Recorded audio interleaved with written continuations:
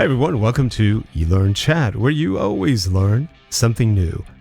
And today you'll be meeting someone new who we haven't had on in a while. Actually, he's never been on the show. Even better.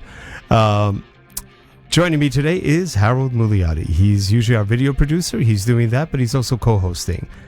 And our guest today, he's a good friend. He's a guy we've known for about 12 years, and we've done a lot of work with him. His name, Matt Baker. And Matt Baker, his website is mattspeaking.com. We'll show that later on. He's a great guy, great voiceover. Here we go.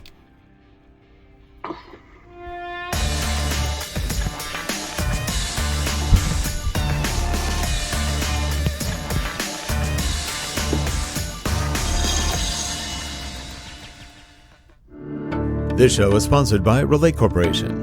Digital learning development, media development, corporate video, management consulting, and more. Visit us at www.relate.com. Thanks.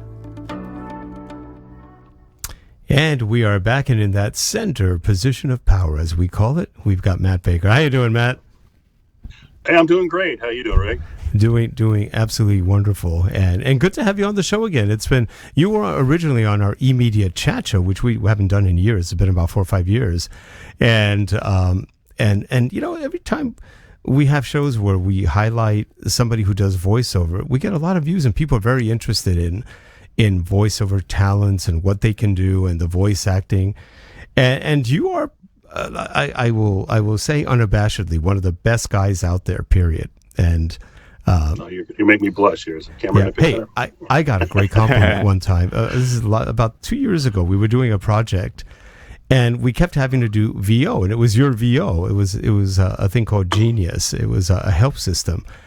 And when it was done, the guy who was our project manager went, "Yeah, you did a lot of VO, Rick." I go, "Huh?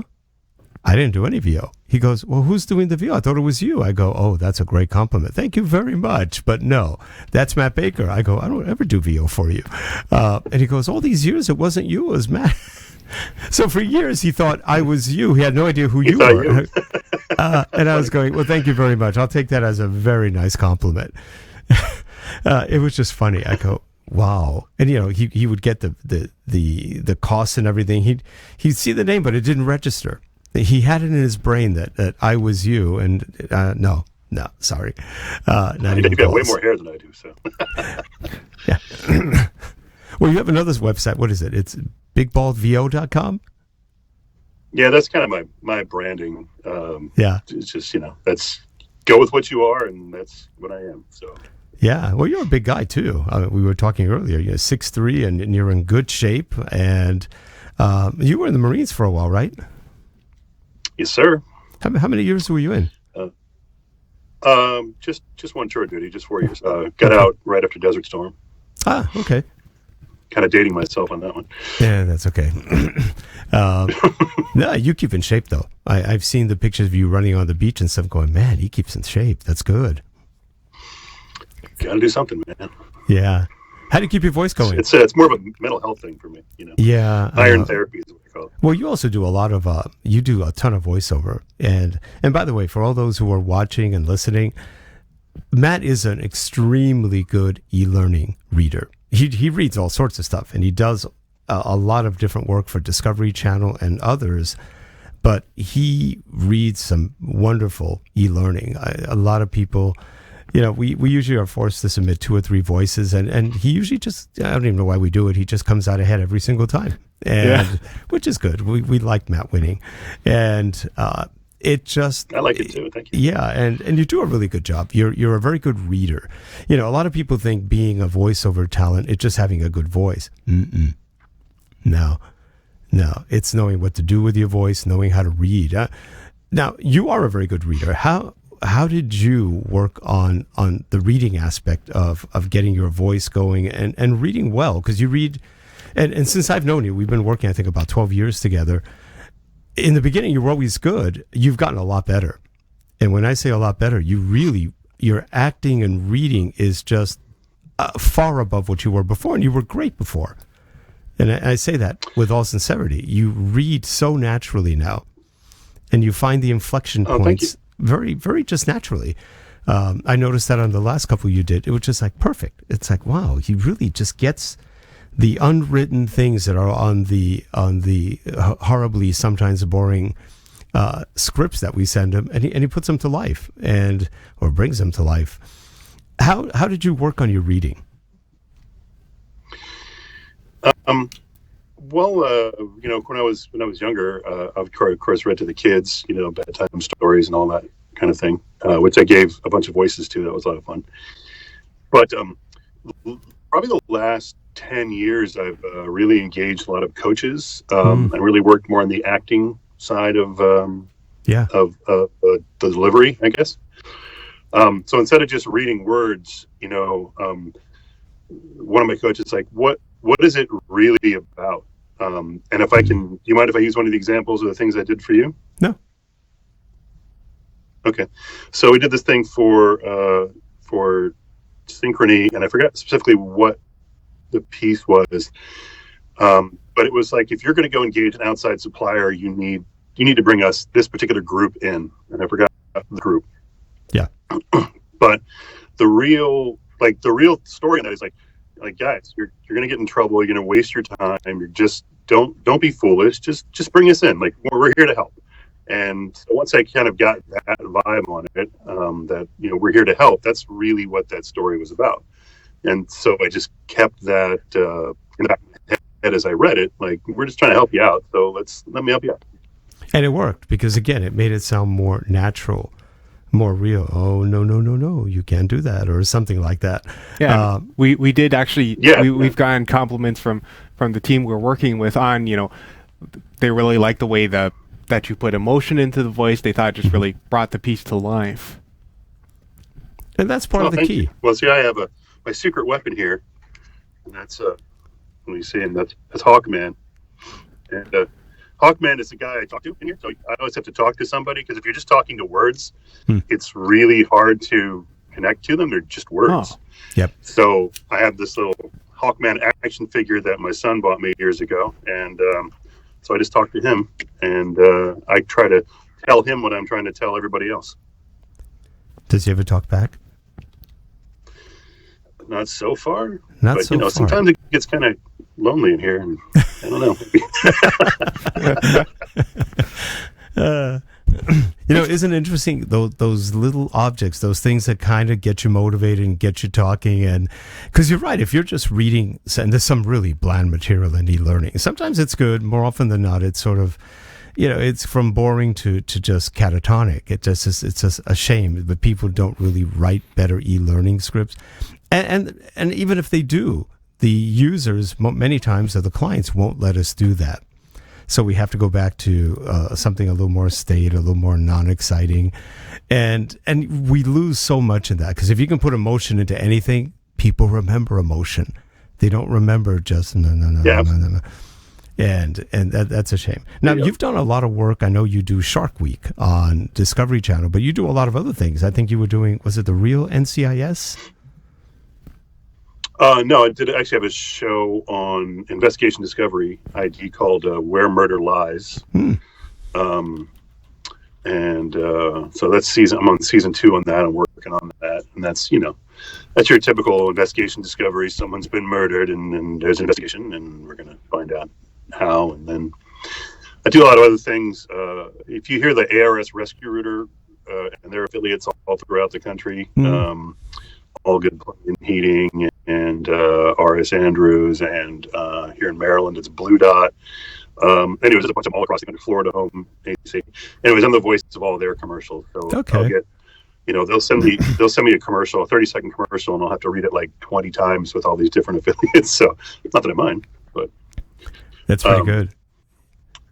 Yeah, you've done. Yeah, it's funny because usually about the fourth time I read them each like 3 times, and like the fourth version I've read, like with a different affiliate, I'm like, oh, that's how I really want to say it. So usually I end up going back and re-recording the first ones. Yeah. So that's right.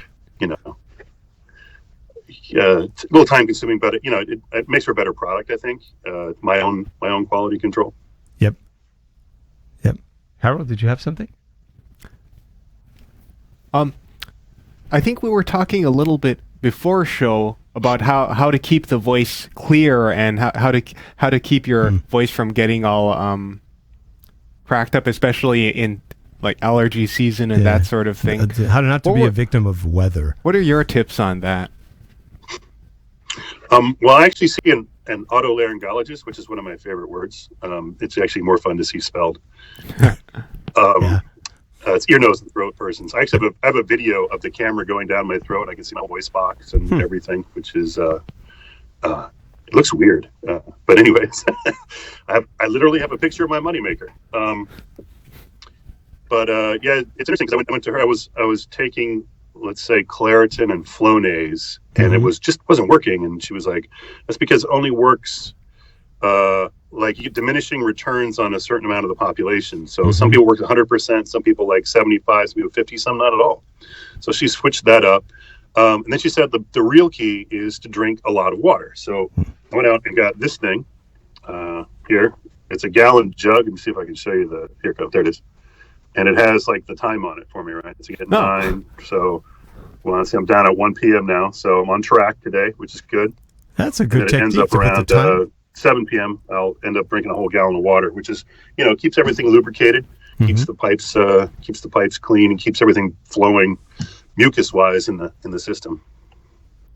That's pretty good. What is that? A gallon? Is it 64 ounces or more? It's 128. 128. It's double that. Yep. Okay. That's a lot of water. That's good for you.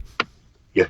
Yes, it is. And when I started, it was hard to stay in the booth for more than about half hour because I keep running out and emptying the tank, as it were. Yep. That's funny. If you lived out here, you'd have to drink double that because we're dry. We're in Southern California, and in winter, 2% is not abnormal sometimes on the humidity, and your throat just goes. Wow. Or what's worse is when it goes from 80, 90% one day, and the next day you're at 10. Yeah, actually, interestingly enough, a couple of weeks ago, it was so dry here that our studio door, which is usually very tight, like it's hard to actually close it, was just swinging closed really easily, and we realized, oh, well, it shrunk. It just shrunk. Yeah, that's how dry it was. Actually, do you notice having any like changes in your studio as this different seasons come and that sort of thing? Well, in the winter, we put the heat on. I got a little bit more. It becomes drier, of course, and there's a lot more static electricity. So you generally have to ground myself, right? A little better, so I don't like touch something and blow up my microphone or whatever the case maybe. Yeah. Now are you using as your sound dampening? Those are just baffles. There's like 3 layers of medium density fiberboard and some other stuff. Fiber is great. Behind this, and it's actually on a floating floor, and it's decoupled from the structure. And interesting. Cool. It's a serious thing. Yeah, and we talked in one of your favorite mics is the Sennheiser, the MK416. Well, actually, this one, the one I've got right now, the Sennheiser. Yeah, I noticed you have one of those. Yeah, mine's kind of up here. I don't know if you can see it, but there it is. Right. Yep, I love the Sennheiser. It's a great mic, and it's a wonderful mic. And I have 2 because they're just so good. Mm-hmm. Yeah, we've got 2 also. And I shouldn't have, and it flipped over. It's a very light mic. For those who haven't used this mic, it's not a cheap mic. It's about $900, $950, and they're very light. You can take them anywhere. You can travel with them, and they just have a great sound, and they do good rejection. So you don't get a lot of sound around you. And now you've got a whole sound studio you've built, or a sound room, correct? Yeah, that's what I'm in right now. Yeah. Now, some people. But the reason I like this is back when we could travel.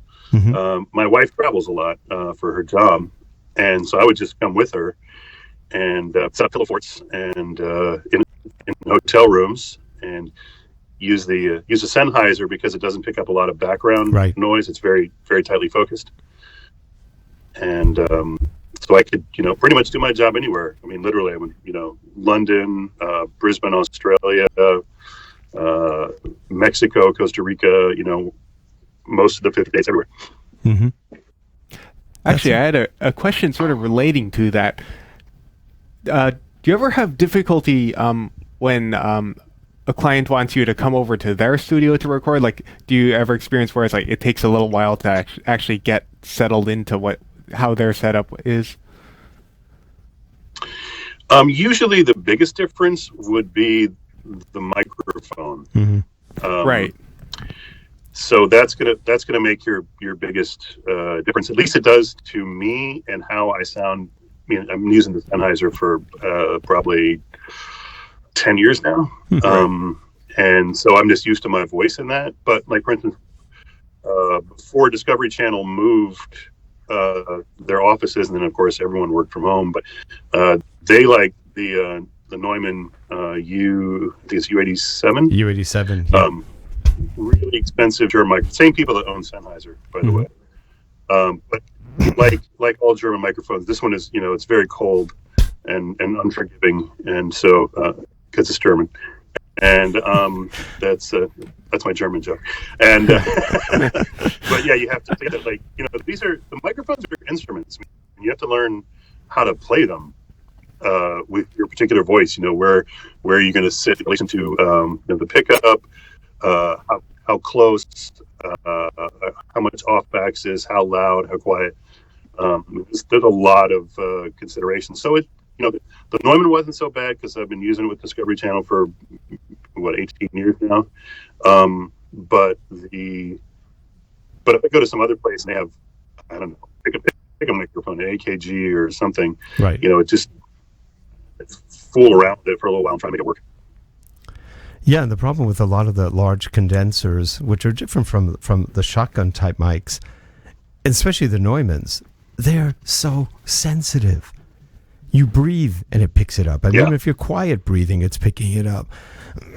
Any bit of studio noise, it'll pick it up. And they're also very bassy. So if you have a deeper voice to begin with, it's going to make it a lot deeper. And that's the only thing I don't like about the Neumann. Not to mention they cost 3 times as much, and I'm not sure you get any better sound out of it. I have a Neumann TLM 102, which is not that. It was about $700 when I got it, maybe $799. I think they're now going for $6 something. And it's a nice mic. It's a teeny little runt of a mic. I mean, this thing is about like this big. And when I actually had one of those. Oh, you do have one of those. So when I first got it, I went, "This is it." I did. I got rid of it, but yeah. Yeah, I literally opened up the box and went, "This costs $800? It's so small." I put it up and I went, "Ooh, it's loud, it's bassy. Wow, I kind of like it." And then I'm listening to the studio when I had it back then, going, "It sucks," because it picked up everything. I go, "This studio needs more work," and then I got rid of the foam and we went to the fiberglass kind of, and it just works a whole lot better. And but I remember it's a good mic, but I barely use it. I just find it a little too bassy, a little too sensitive, and I got to get too close to it to really pick up. And the Sennheiser is great. Just love these. I use this one on the show mostly. Sometimes I'll do a little bit of VO work on it off the show, mainly for the show or for something we're doing internally. How now you do a lot of voiceover. Would you say you work literally 8 to 10 hour days every day? Not every day. That would be nice. Certainly this time of year, I'm working a lot. But was trying to get stuff in before the end of the year, end of the quarter, that kind of thing. Mostly, I think my average day, I'm probably behind the microphone 4 or 5 hours, and then the rest of the time I'm doing like marketing and that kind of stuff that goes with it. Marketing is paramount in my business. Yep. As I tell people who want to be voiceovers, it's after a certain point, getting behind the mic and doing it is easy. Mm-hmm. It's finding someone to pay you to get behind the mic and do that part. Yep. And there's a lot of scam. Have you heard about that latest scam with, is it called Descript? Remember that, Harold? Remember that software that can imitate and clone your voice? Descript? Descript. It is Descript. Have you heard about that? There's a scam going on. I've heard about that. Adobe has a version like that. There's some other companies that are out there trying to do it. Obviously not a big fan. Well, no, here's what's going on. They're sending people like you a file to read and saying, here's a file, if you could read this for us, and people are reading it, and they have the exact words that they need to clone your voice. So then they're cloning your voice without paying you. It's really interesting. I've heard Descript. It sounds okay. It's not bad, but it's not like the real voice. It does lack a little bit. It doesn't know when to really be good. But still, there's something just kind of sick about that. I don't know. Yeah, but that's pretty been going around a little right insidious, yeah. It's pretty insidious. It is amazing what they can do because, sound waves are basically mathematical representations. And if you can understand the math, you can pretty much duplicate what anybody says. But they have to have a certain level of repetition, and the words have to be a certain way. So that's what they do. And they're capturing people's voices without their approval. Kind of scammy.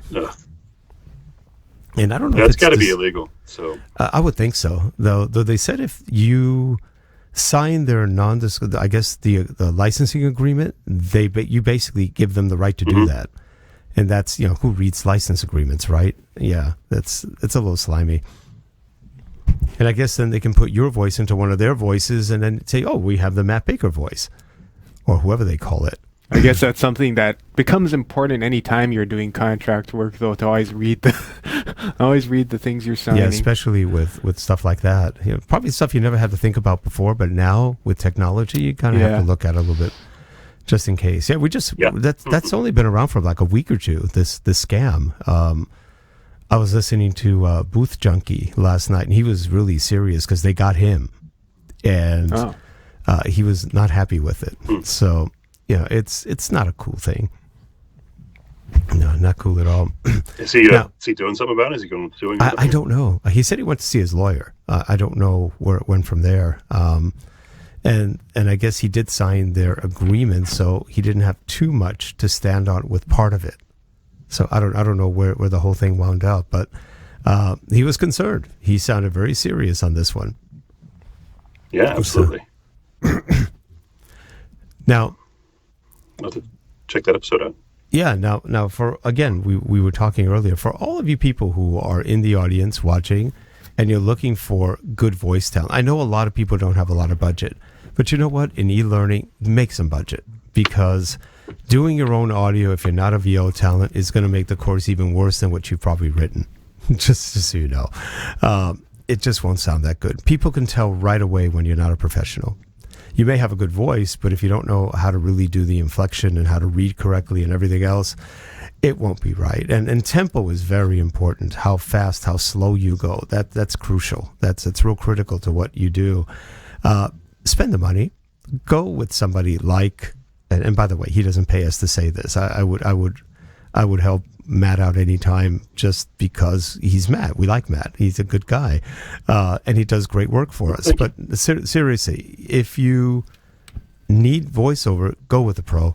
Matt is one of the best guys we've met. He does e-learning very well, which is a talent in and of itself, because e-learning is long. It's longer.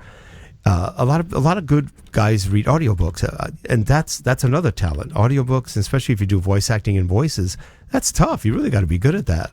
And Matt, do you do audiobooks? I just actually had my first one released today. Oh, really? Cool. You did? What was it? Yeah.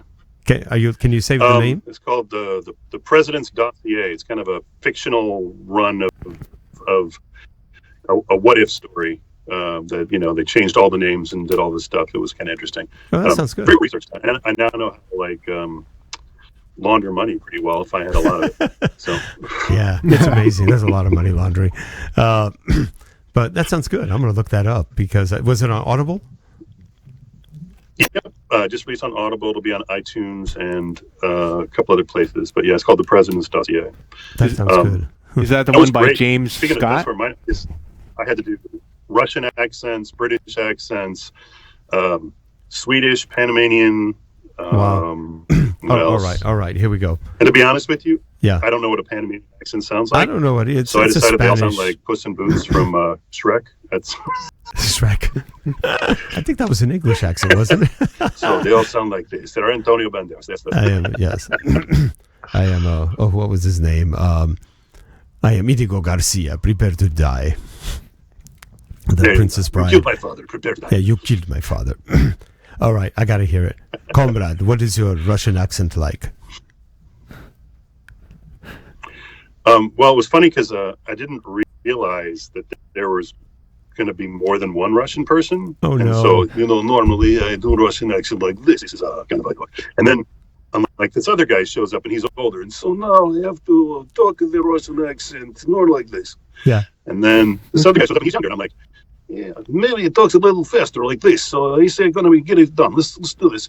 So I did I had to take notes, and it was like it was like juggling cats. It was those were pretty three. That was three good accents too. They sound real. We work with a Russian company, iSpring, many times, and that's very good. Very, very good. Well, thank you. Who's the other one? Swedish. Now, what's a more sing-songy Swedish accent? What does that sound like? Well, you have the kind of talk like this. Their mouths are very pinched together because I guess it's cold up there and they like to yodel or something. Yep. Maybe that's Switzerland. But I don't know. They talk like this. So that's good. That's great. Well, that's good. So you do all the voices too, which is another thing. Yep. But, I know you like doing eLearning. You and I were talking the other day and you said you actually enjoy eLearning. You love learning things, and so that it gives you an opportunity to learn all sorts of stuff. Oh yeah, absolutely. That's one of my like eLearning and documentaries, like long form stuff. I do, stuff for like Curiosity Stream, Magellan Discovery. Like I always learn something, and that's really kind of one of the best parts of me. Like, don't play me Trivial Pursuit because you will go down in flames. That's all I'm saying. my wife's that way with Jeopardy. I go, how do you know this stuff? She goes, there was a movie in the 40s about that. There was a movie. It's all based on movies. She knows every movie from the 20s to the 50s. And if it's anywhere past the 50s, she's dead. But before that, she knows. And I go, what? They made a movie on that. I know that. I keep telling her, go on Jeopardy. Maybe you'll win. As long as it's about movies, she can do it. It's funny. Well, Matt, as always, it's a pleasure having you on. What's the best way for people to get a hold of you?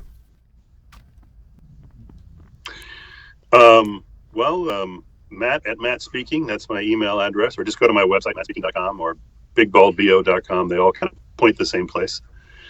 And that's got my phone number and email. And you just hit me up. And obviously, I'm not going anywhere like the rest of us right now. So I got my home studio, and I'm behind the mic anyway. So I'd love to do some new stuff for some new clients. It'd be fantastic.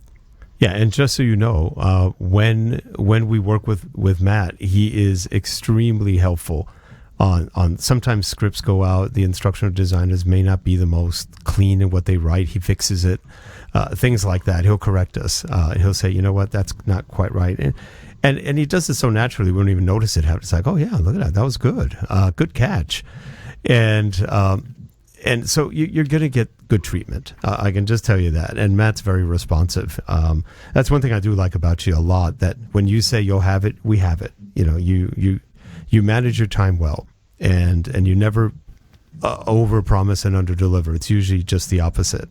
So you underpromise and overdeliver. So we appreciate that. And we try to be fair with you too. That's part of the relationship. So if you work with VO people, don't be a cheap craphead. Be generous and don't try to get every word out of somebody. That doesn't work well. You create a relationship. Be nice to people, and they'll be nice to you. I think it works well that way. Hey, Matt, you got any plans for Christmas? I'm sorry? Are you guys locked down, or do you have any Christmas plans? We're reasonably locked down, but most of my family's here. My daughter's in school in New York, so she's coming down. She's going to stay with us, and for 3-4 weeks, and but that's just going to be family. That's great. Well, hey, you have a wonderful Christmas. Have a great holidays, and let's all hope 2021 is not as insane as this one. That's a tough marker to beat. This is a new one. This is a new one. But anyway, and please, we'll have Matt's information in the show notes below. Feel free to check and give a call if you have any needs. He's a great guy. You won't regret it. Take care, everyone. And this is our last show of the season until January.